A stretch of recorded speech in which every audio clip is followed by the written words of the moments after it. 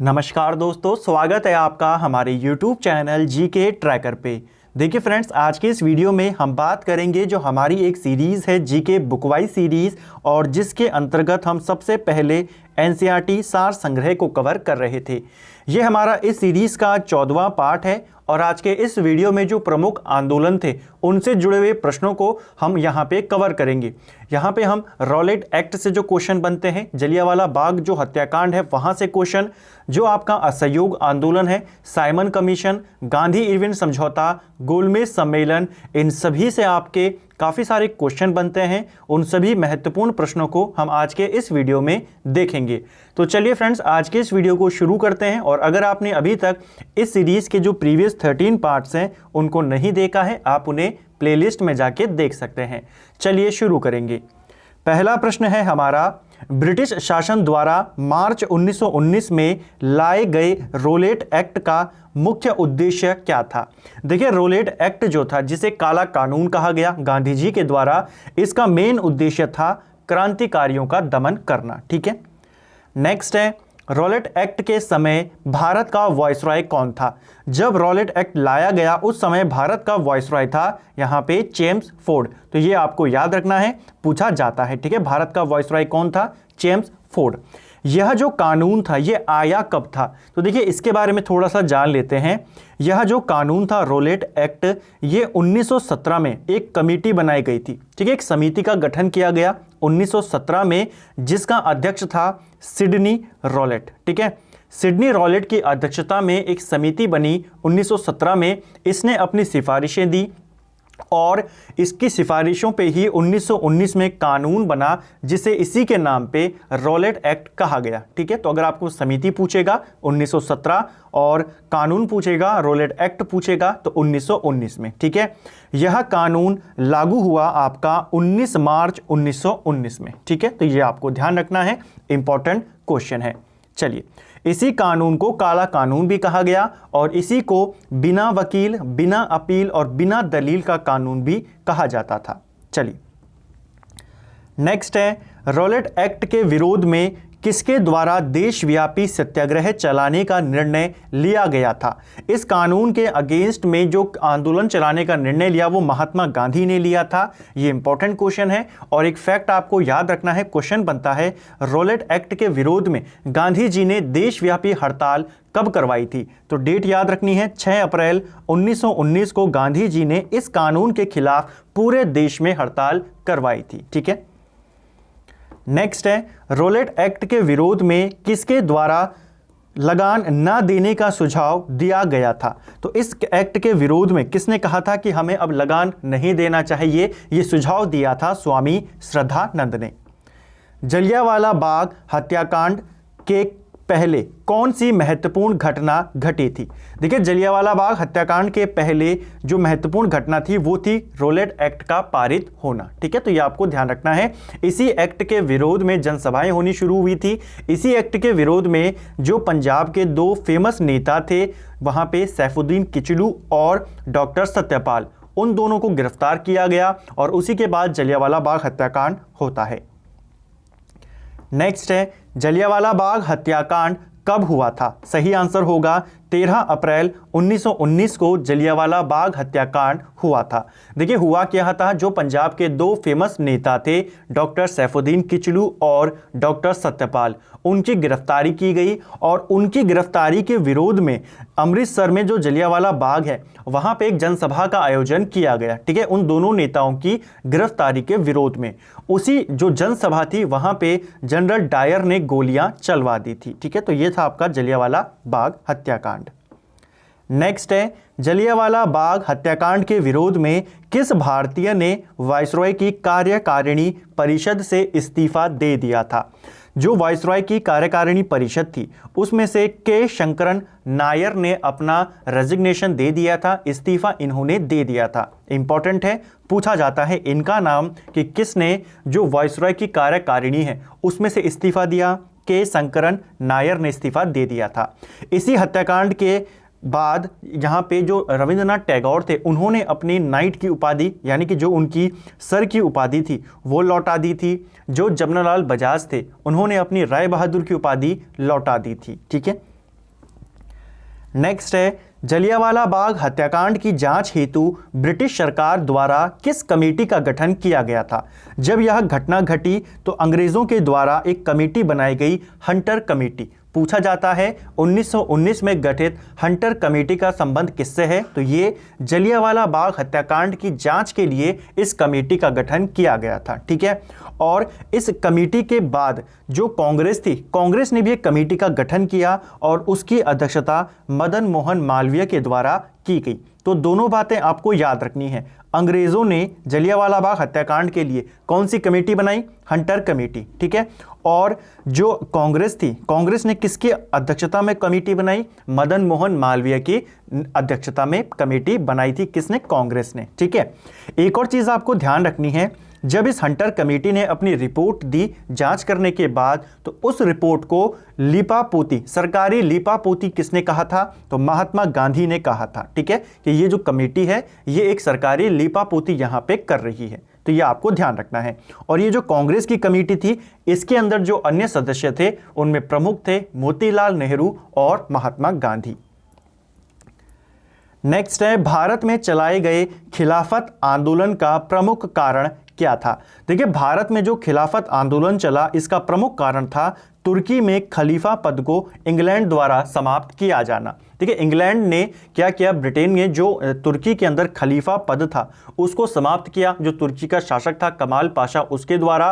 और उसी के जो खिलाफत, वहाँ के जो खलीफा थे उनके समर्थन में ये खिलाफत आंदोलन भारत में चलाया गया था। तो ये आपको ध्यान रखना है।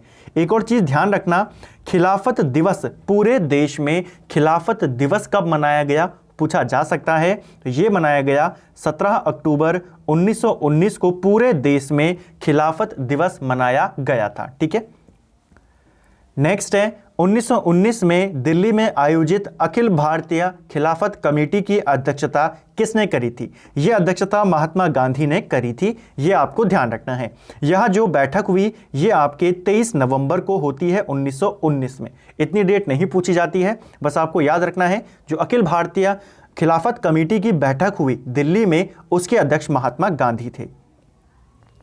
खिलाफत आंदोलन के प्रमुख नेता कौन थे, सही आंसर होगा शौकत अली और मोहम्मद अली।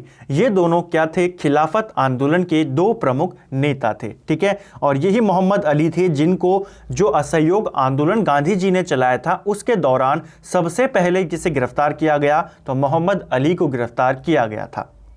वर्ष 1920 के नागपुर अधिवेशन में असहयोग आंदोलन के प्रस्ताव को किसने प्रस्तावित किया था। देखिए, कांग्रेस का जो नागपुर अधिवेशन था 1920 का, उसमें CR दास के द्वारा जो असहयोग आंदोलन था उसके प्रस्ताव को रखा गया था। यहीं पे कांग्रेस के द्वारा इसको यहाँ पे पुष्टि की जाती है कि इस आंदोलन को अब चलाया जाएगा।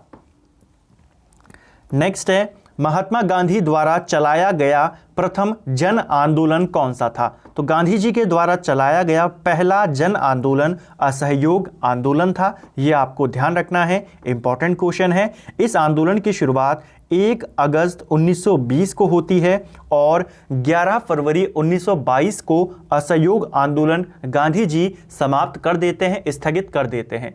क्यों करते हैं, जब हमने गांधी जी के बारे में बात करी थी तो हमने प्रीवियस वीडियो में देखा था 5 फरवरी 1922 को चोरा चोरी घटना होती है, चोरा चोरी कांड होता है, जिसके बाद गांधी जी इस आंदोलन को स्थगित कर देते हैं। तो शुरू कब हुआ, 1 अगस्त 1920, खत्म कब हुआ, 11 फरवरी 1922। ठीक है, नेक्स्ट है असहयोग आंदोलन के दौरान विदेशी वस्त्रों को जलाए जाने पर किसने महात्मा गांधी को लिखा यह निष्ठुर बर्बादी है। तो ये कहा था रविंद्रनाथ टैगोर ने, और महात्मा गांधी ने क्या कहा था, तो महात्मा गांधी ने कहा था कि विदेशी वस्त्रों के साथ यही उचित व्यवहार है। ठीक है, तो ये दोनों आपको याद रखना है। गांधी जी ने उन वस्त्रों को जलाने का समर्थन किया था और टैगोर ने उसे बर्बादी बताया था। नेक्स्ट है चोरी चोरा कांड कब हुआ था। तो ये होता है आपका 5 फरवरी 1922 को, जो कि आपका जो ये चोरी चोरा नामक जगह है ये यूपी के गोरखपुर में है। और वहाँ पे जो भीड़ थी, भीड़ ने 22 पुलिस वालों को जिंदा जला दिया था। उसके बाद गांधी जी ने इस आंदोलन को, जो असहयोग आंदोलन था, इसे वापस ले लिया था। नेक्स्ट है स्वराज पार्टी की स्थापना कब और कहां की गई थी। देखिए स्वराज पार्टी को लेकर लगातार क्वेश्चन पूछे जाते हैं। इसकी स्थापना 1923 में हुई, इलाहाबाद में। इंपॉर्टेंट जगह है इलाहाबाद, ठीक है। तो इलाहाबाद में स्वराज पार्टी का गठन किया गया था। इसके संस्थापक थे CR दास और मोतीलाल नेहरू। तो पूछा जाता है जो स्वराज पार्टी थी इसके संस्थापक कौन थे, तो चित्तरंजन दास और मोतीलाल नेहरू इसके संस्थापक थे। 1923 में इन्होंने इसको गठित किया और कहां पे किया, इलाहाबाद में इन्होंने इसकी स्थापना करी। अगर आपको पूछे स्वराज पार्टी के अध्यक्ष कौन बने फिर जब इसकी स्थापना हुई, तो पहले अध्यक्ष थे CR दास, ठीक है। मोतीलाल नेहरू इसके महासचिव बनाए गए थे। स्वराज पार्टी का गठन किस आंदोलन की असफलता के बाद हुआ था।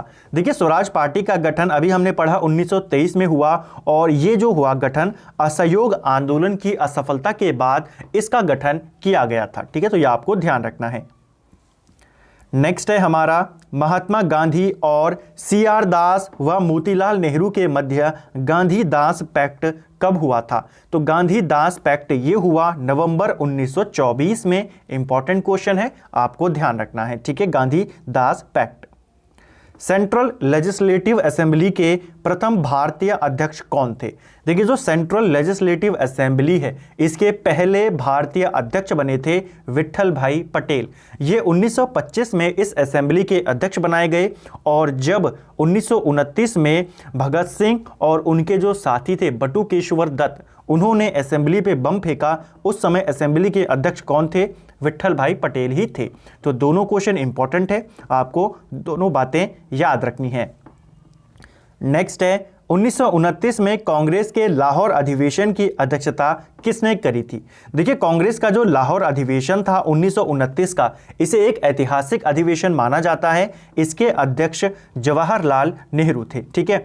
इसे ऐतिहासिक क्यों माना जाता है, तो देखिए यहीं पर पूर्ण स्वराज का जो प्रस्ताव था वो यहाँ पे पारित किया गया था, ये आपको ध्यान रखना है, ठीक है। स्वराज की मांग, पूर्ण स्वराज की मांग कब की गई, कांग्रेस के लाहौर अधिवेशन में। इससे पहले जो कांग्रेस डिमांड कर रही थी वो एक डोमिनियन स्टेट का डिमांड कर रही थी कि पूरे भारत के ऊपर ब्रिटेन का ही कब्जा हो, लेकिन भारत को संवैधानिक अधिकार दिए जाए। लेकिन 1929 का जो लाहौर अधिवेशन था, यहां पे कांग्रेस ने पूर्ण स्वराज की मांग करी थी, ठीक है। तो ये आपको ध्यान रखना है। इसी अधिवेशन में कांग्रेस ने जो 31 दिसंबर आई 1929 की, उस दिन रावी नदी के तट पर तिरंगे को फहराया, ठीक है। और फिर निर्णय लिया गया कि 26 जनवरी को हम स्वाधीनता दिवस मनाएंगे, ठीक है। तो 26 जनवरी 1930 को स्वाधीनता दिवस भी मनाया गया था, ठीक है। नेक्स्ट है कांग्रेस कार्य समिति द्वारा पूर्ण स्वाधीनता दिवस किस दिन मनाया गया। तो अभी हमने बात करी 26 जनवरी 1930 को। देखिए कांग्रेस ने पहले डिसाइड किया था कि 26 जनवरी को हम स्वाधीनता दिवस के रूप में मनाएंगे, लेकिन जब भारत आज़ाद हुआ तो भारत 15 अगस्त को ही आज़ाद हो गया। तो जो हमारा स्वतंत्रता दिवस है वो तो 15 अगस्त को आ गया। 26 जनवरी की डेट जो महत्वपूर्ण है, कांग्रेस पहले ही इसको स्वाधीनता दिवस घोषित कर चुकी थी। इसके महत्व को बनाए रखने के लिए ही संविधान को 26 जनवरी को लागू किया गया, जिसके बाद 26 जनवरी को गणतंत्र दिवस के रूप में मनाना यहां पे निर्णय लिया गया। नेक्स्ट है हमारा प्रिंस ऑफ वेल्स के भारत आगमन पर संपूर्ण भारत में सार्वजनिक हड़ताल का आयोजन कब किया गया। यह किया गया 17 नवंबर 1921 को। पूरे भारत में जो प्रिंस ऑफ वेल्स था उसके आने पर पूरे भारत में हड़ताल का आयोजन किया गया। नेक्स्ट क्वेश्चन है हमारा साइमन कमीशन को किस वर्ष नियुक्त किया गया था। देखिए साइमन कमीशन की नियुक्ति होती है 1927 में, ठीक है। 8 नवंबर 1927 को साइमन कमीशन को नियुक्त किया जाता है, ठीक है। और यह भारत कब आता है, दोनों अलग अलग प्रश्न हैं। इसकी नियुक्ति होती है 1927 में, भारत आता है 1928 में, ठीक है। 3 फरवरी 1928 को साइमन कमीशन भारत आता है। साइमन कमीशन से आपके काफ़ी सारे प्रश्न पूछे जाते हैं, उनको भी हम यहाँ पे अभी कवर करेंगे। इसका गठन क्यों किया गया था। देखिए साइमन कमीशन के जो गठन किया गया था, जो भारत शासन अधिनियम था 1919 का, जिसे हम मॉन्टेग्यू चेम्सफोर्ड सुधार भी कहते हैं। चेम्सफोर्ड वायसरॉय था, मॉन्टेग्यू भारत सचिव था। तो इसकी समीक्षा के लिए एक आयोग का गठन किया गया जिसे साइमन कमीशन कहते थे। क्वेश्चन बनता है, आपको ध्यान रखना है। इस कमीशन के ही सिफारिश पर बाद में जो भारत शासन अधिनियम 1935 बना वो इसी की सिफारिशों पर बना था, ठीक है। और बाद में जो 1935 का अधिनियम था उसी पर बेस्ड हमारा संविधान बना था। इंपॉर्टेंट है, ध्यान रखेंगे। नेक्स्ट है, भारतीयों ने साइमन कमीशन का बहिष्कार क्यों किया था। देखिए, साइमन कमीशन का बहिष्कार भारतीयों ने इसीलिए किया क्योंकि इसमें एक भी भारतीय सदस्य नहीं था। इसके अंदर कुल कितने सदस्य थे पूछा जाता है, तो इसमें कुल 7 सदस्य थे। जॉन साइमन इसका अध्यक्ष था, सातों के सातों अंग्रेज थे, इसीलिए इसको व्हाइट मैन कमीशन कहा गया, श्वेत कमीशन इसको कहा गया। और इसीलिए इसका विरोध हुआ क्योंकि इसमें एक भी भारतीय नहीं था, ठीक है। तो ये आपको ध्यान रखना है। इसका विरोध में काफ़ी सारी जगहों पर विरोध प्रदर्शन किए गए, जहां पे लाठियां पुलिस की तरफ से चलाई गई और लाला लाजपत राय के ऊपर लाठीचार्ज हुआ, जिसमें वो गंभीर रूप से घायल हुए और कुछ दिन बाद उनकी मृत्यु हो जाती है। तो ये भी पूछा जाता है, आपको ध्यान रखना है। एक और चीज हमने यहां पे बात करी कि इसका बहिष्कार किया गया। प्रश्न बनता है, कांग्रेस के किस अधिवेशन में साइमन कमीशन के बहिष्कार का फैसला लिया गया था। तो कांग्रेस का जो 1927 का मद्रास अधिवेशन था, वहां पे ये निर्णय लिया गया कि इस कमीशन का बहिष्कार किया जाएगा। उस अधिवेशन के अध्यक्ष कौन थे, कमेंट करके आप बताएंगे। हाल ही में इनका नाम एग्जाम में पूछा गया था, ठीक है। तो ये आपको ध्यान रखना है। नेक्स्ट है हमारा, पंजाब केसरी की उपाधि किसे दी गई थी। देखिए, पंजाब केसरी कहा जाता है लाला लाजपत राय को, इन्हीं को शेर ए पंजाब भी कहा जाता है। इंपॉर्टेंट है, ध्यान रखेंगे। नेक्स्ट है, महात्मा गांधी ने सविनय अवज्ञा आंदोलन कहां से प्रारंभ किया था। देखिए, महात्मा गांधी ने जो सविनय अवज्ञा आंदोलन है इसकी शुरुआत दांडी से करी थी। दांडी गुजरात में है, यहां से इन्होंने इस आंदोलन की शुरुआत करी थी। इसके बारे में थोड़ा सा जान लेते हैं। देखिए, 12 मार्च 1930 को गांधी जी ने साबरमती आश्रम से अपना दांडी मार्च शुरू किया, ठीक है। 12 मार्च को उन्होंने दांडी मार्च शुरू किया। 6 अप्रैल को गांधी जी दांडी में पहुंचे और यहीं पर इन्होंने नमक बनाया, नमक कानून तोड़ा और सविनय अवज्ञा आंदोलन की शुरुआत कर दी थी। तो क्वेश्चन बनेगा, कहां से करी, दांडी से करी थी। कब करी, 6 अप्रैल 1930 को इन्होंने इस आंदोलन की शुरुआत करी थी। जब गांधी जी साबरमती आश्रम से दांडी के लिए निकले, दांडी मार्च पर निकले, उनके साथ कितने अनुयायी थे उनके, तो 78 अनुयायी उनके साथ थे। ये संख्या भी पूछी जाती है, आपको ध्यान रखना है। जैसे जैसे वो आगे बढ़ते गए, दांडी की ओर बढ़ते गए, तो उनके साथ हजारों लोग उसमें जुड़ते गए। नेक्स्ट है हमारा, नमक सत्याग्रह के समय गांधी जी के गिरफ्तार हो जाने के बाद आंदोलन के नेता के रूप में उनका स्थान किसने लिया था। देखिए, नमक सत्याग्रह के बाद जब गांधी जी गिरफ्तार किए गए, 6 अप्रैल को उन्होंने सविनय अवज्ञा आंदोलन की शुरुआत कर दी। मई के माह में गांधी जी को नमक कानून के तोड़ने के लिए गिरफ्तार किया गया। उसके बाद इस आंदोलन के नेता के रूप में उनका स्थान लिया अब्बास तैयब जी ने। इंपॉर्टेंट क्वेश्चन है, पूछा जा सकता है कि नमक सत्याग्रह के समय जब गांधी जी को गिरफ्तार किया गया तो उनका स्थान किसने लिया, अब्बास तैयब जी ने उनका स्थान लिया था। नेक्स्ट है, कौन सा विदेशी पत्रकार दांडी मार्च के समय महात्मा गांधी के साथ था। पहले भी हमने किया कल के वीडियो में, वेब मिलर, ठीक है। दांडी मार्च में गांधी जी के साथ वेब मिलर था और भारत छोड़ो आंदोलन में गांधी जी के साथ लुईस फिशर था, दोनों थे, आपको याद रखने हैं।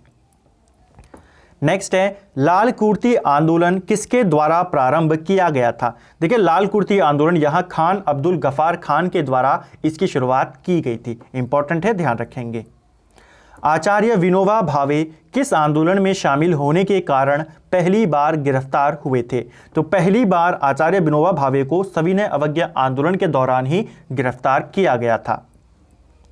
अंग्रेज सरकार के विरुद्ध प्रसिद्ध पेशावर कांड के नायक कौन थे। तो इसको हमने काफ़ी अच्छे से पढ़ा है। पेशावर कांड के नायक थे वीर चंद्र सिंह गढ़वाली। पेशावर में जो खान अब्दुल गफार खान थे, उनके नेतृत्व में पठान वहां पे विद्रोह कर रहे थे, प्रदर्शन कर रहे थे। उनके ऊपर गोली चलाने का आदेश दिया गया, जो कि इन्होंने नहीं माना था। इसी घटना को पेशावर कांड कहा जाता है। इंपॉर्टेंट प्रश्न है, आपको याद रखना है। 1930 में यह घटना घटी। नेक्स्ट है, जिया तरंग आंदोलन कहां प्रारंभ हुआ था। देखिए जिया तरंग आंदोलन इंपॉर्टेंट प्रश्न है। इसका जो शुरुआत होती है ये नागालैंड में इसकी शुरुआत होती है। और रानी गैनी दिल्यू जो हमने पिछले वीडियो में भी इनका नाम पढ़ा था, जहां पे हमने प्रश्न पढ़ा था कि नागाओं को एकजुट करने का श्रेय किसको जाता है, तो इसी रानी को जाता है और इसी रानी ने इस आंदोलन का नेतृत्व भी किया था। ठीक है, नेक्स्ट है गांधी इरविन समझौता कब हुआ था। देखिए गांधी इरविन समझौता 5 मार्च 1931 को हुआ था। देखिए कहीं कहीं पर 4 मार्च 1931 भी देखने को मिलता है, लेकिन जो एनसीईआरटी सार संग्रह है वहां पे आपकी 5 मार्च 1931 है, और जो आपकी लूसेंट है आई थिंक वहां पर भी आपका 5 मार्च ही यहां पे दिया गया है। कहीं कहीं पे 4 मार्च भी है, तो आपको ऑप्शन के आधार पर टिक करना होगा, लेकिन अगर दोनों ऑप्शन में आते हैं तो आप 5 मार्च को ज़्यादा रेफरेंस दें। ठीक है, और ये जो पैक्ट था गांधी इरविन समझौता, इसी को हम दिल्ली समझौता के नाम से भी जानते हैं। प्रश्न बनेगा 1931 में दिल्ली समझौता किस किस के बीच हुआ, तो महात्मा गांधी और उस समय का वायसरॉय लॉर्ड इरविन। नेक्स्ट है भारतीय राष्ट्रीय कांग्रेस के प्रतिनिधि किस गोलमेज सम्मेलन में शामिल हुए थे।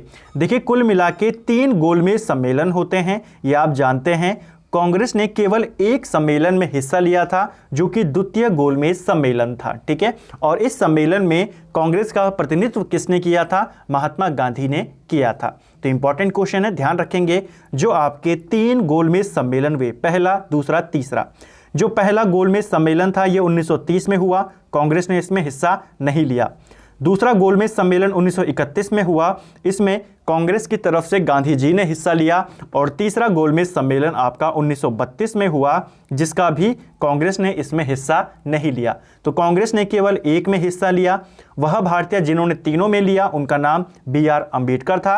ये आपको ध्यान रखना है। ठीक है, तो ये पूछे जाते हैं, इंपॉर्टेंट क्वेश्चन है, आपको ध्यान रखने हैं। नेक्स्ट है लंदन में हुए गोलमेज सम्मेलन में किसने भारतीय ईसाइयों के प्रतिनिधित्व किया था। जो भारतीय ईसाई थे इनका प्रतिनिधित्व किसने किया था, KT पॉल के द्वारा इनका प्रतिनिधित्व किया गया था। जब ये सम्मेलन इंग्लैंड में आयोजित किए गए उस समय ब्रिटेन का प्रधानमंत्री कौन था, पूछा जाता है, तो रैमजे मैकडॉनल्ड उस समय ब्रिटेन का प्रधानमंत्री था। ठीक है, नेक्स्ट है हमारा द्वितीय गोलमेज सम्मेलन किस मुद्दे पर असफल रहा था। जो दूसरा गोलमेज सम्मेलन था जिसमें गांधी जी ने हिस्सा लिया, सांप्रदायिक प्रतिनिधित्व के कारण वो वहां पे असफल रहा था। ठीक है, यहीं पे सांप्रदायिक जो पंचायत थी उसकी घोषणा कर देता है मैकडॉनल्ड, जिससे नाराज होकर गांधी जी बैठक से चले जाते हैं और फिर तीसरे गोलमेज सम्मेलन में हिस्सा नहीं लेते। जो सविनय अवज्ञा आंदोलन था उसको दोबारा से शुरू कर देते हैं। नेक्स्ट है मूल अधिकारों का संकल्प प्रारूपित किसने किया था। देखिए मूल अधिकारों का जो संकल्प पत्र था, या आप कह सकते हैं जो प्रस्ताव था, उसको बनाया किसने था, तो मूल अधिकारों का जो प्रस्ताव था इसे जवाहरलाल नेहरू के द्वारा बनाया गया था। ठीक है, मूल अधिकारों की मांग सबसे पहले कांग्रेस के कौन से अधिवेशन में हुई, ये 1931 का कांग्रेस का कराची अधिवेशन था, जिसके अध्यक्ष थे सरदार वल्लभ भाई पटेल। तो ये क्वेश्चन भी पूछा जाता है, आपको ध्यान रखना है। ठीक है, कराची अधिवेशन 1931, और इसका प्रारूप बनाया किसने, जवाहरलाल नेहरू ने इसको बनाया था। किस भारतीय नेता ने तीनों गोलमेज सम्मेलन में भाग लिया था, सही आंसर BR अम्बेडकर। अभी हम इनको कवर कर चुके हैं। ठीक है, नेक्स्ट है गांधी और इरविन को 2 महात्मा किसने कहा था। देखिए जब इरविन और गांधी जी की बैठक हुई 1931 में, इनको 2 महात्माएं कहा सरोजनी नायडू ने। इंपॉर्टेंट प्रश्न है, पूछा जाता है सरोजनी नायडू ने किसे 2 महात्मा कहा था, या इरविन और गांधी को 2 महात्मा किसने कहा, सरोजनी नायडू ने। नेक्स्ट है हमारा और आज का अंतिम प्रश्न है गांधी इरविन समझौते को कांग्रेस के किस अधिवेशन में स्वीकार किया गया था। सही आंसर है कराची अधिवेशन 1931 में। देखिए गांधी जी और इरविन की बैठक होती है मार्च 1931 में। कांग्रेस के जो अधिवेशन थे वो लगभग साल के अंत में होते थे, 28 दिसंबर से शुरू होते थे। तो उसी साल एंड में दिसंबर में जो कराची अधिवेशन था, अध्यक्ष कौन है, सरदार वल्लभ भाई पटेल। इसी अधिवेशन में गांधी इरविन समझौते को स्वीकार किया गया। गांधी जी को ये अनुमति दी गई कांग्रेस की तरफ से कि वो गोलमेज सम्मेलन में हिस्सा लें। गांधी जी ने जो उनका सविनय अवज्ञा विशेषज्ञ आंदोलन था उसे पोस्टपोन किया और गोलमेज सम्मेलन में भाग लेने के लिए वो निकल गए थे। यहीं पर इसी सम्मेलन में, इसी अधिवेशन में गांधी जी ने एक स्टेटमेंट दिया था कि गांधी मर सकते हैं, गांधीवाद नहीं। तो ये कब कहा? कराची अधिवेशन 1931 में। तो फ्रेंड्स, ये थे हमारे एनसीईआरटी सार संग्रह का पार्ट 14 हमने यहाँ पे देखा। आधुनिक भारत को हम कवर कर रहे हैं और आज के इस वीडियो में हमने जो कई सारे आपके इंपॉर्टेंट आंदोलन हैं उनसे हमने प्रश्नों को कवर किया।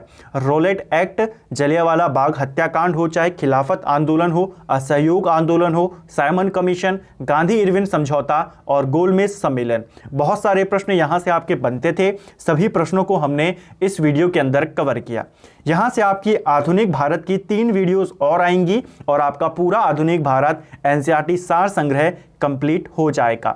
उम्मीद करता हूँ आप सीरीज को अच्छे से फॉलो कर रहे होंगे। और साथ ही कल एक और गुड न्यूज़ जो आपको मिली, पता है आपको कि जो एसआई की भर्ती है वो निकल गई है। उसके अलावा हेड कांस्टेबल की भी वैकेंसी निकल गई हैं। एक में आपके 270 के करीब पद है, एक में आपके 240 के करीब पद हैं। तो काफ़ी अच्छा मौका है यहाँ पे। और सबसे बढ़िया बात यह है कि उत्तराखंड में अभी जितने भी एग्ज़ाम निकले हैं, मैक्सिमम एग्ज़ाम की अगर मैं बात करूँ जो यूकेएसएससी करवाएगा, चाहे वो आपका पटवारी लेखपाल हो, चाहे फॉरेस्ट गार्ड हो, बंदी रक्षक हो, कांस्टेबल, हेड कांस्टेबल, एसआई की हो, सबका सिलेबस बिल्कुल समान है। तो आपको बस कुछ भी नहीं करना है, आपको केवल वही सिलेबस, वही किताबें अच्छे से पढ़नी है। इतनी सारी वैकेंसीज हैं, आपका आराम से यहाँ पे सिलेक्शन होने के चांसेस बहुत ज़्यादा हैं। आपको अब ज़्यादा चीज़ें करने की ज़रूरत नहीं है, हर एग्ज़ाम के लिए अलग तरीके से पढ़ने की ज़रूरत नहीं है। एक ही चीज़ आपको पढ़नी है। 40 नंबर का आपको उत्तराखंड पढ़ना है, 40 नंबर का आपको जीके, रीजनिंग इनको पढ़ना है और 20 नंबर हिंदी को पढ़ना है। तो बहुत ही अच्छा मौका है यहाँ पर। और आधे से ज़्यादा बच्चों का सिलेक्शन पहले ही कनिष्ठ सहायक और वीडियो में हो जाएगा। तो अगर आप थोड़ी सी भी अपनी तैयारियों को यहाँ पे सीरियस होकर करते हैं तो बहुत अच्छा मौका है कि 2022 में आप सिलेक्शन ले सकते हैं। तो ज़्यादा चीज़ें अब आपको ट्राई नहीं करनी है, एक ही चीज़ आपको पढ़नी है और अच्छे से उनको पढ़ना है, क्योंकि सबका पैटर्न बिल्कुल समान है। 100 नंबर का आपका पेपर होगा, एग्ज़ाम आप आराम से क्लियर यहाँ पे कर सकते हैं। इस वीडियो में इतना ही। अगर आपको ये वीडियो पसंद आया है तो वीडियो को लाइक करें। अगर आप चैनल के ऊपर नए हैं तो चैनल को सब्सक्राइब करें, बेल आइकन को प्रेस करें और वीडियो को अपने दोस्तों के साथ शेयर ज़रूर करें। वीडियो आपको कैसा लगा कमेंट करके ज़रूर बताएं। Thank you friends.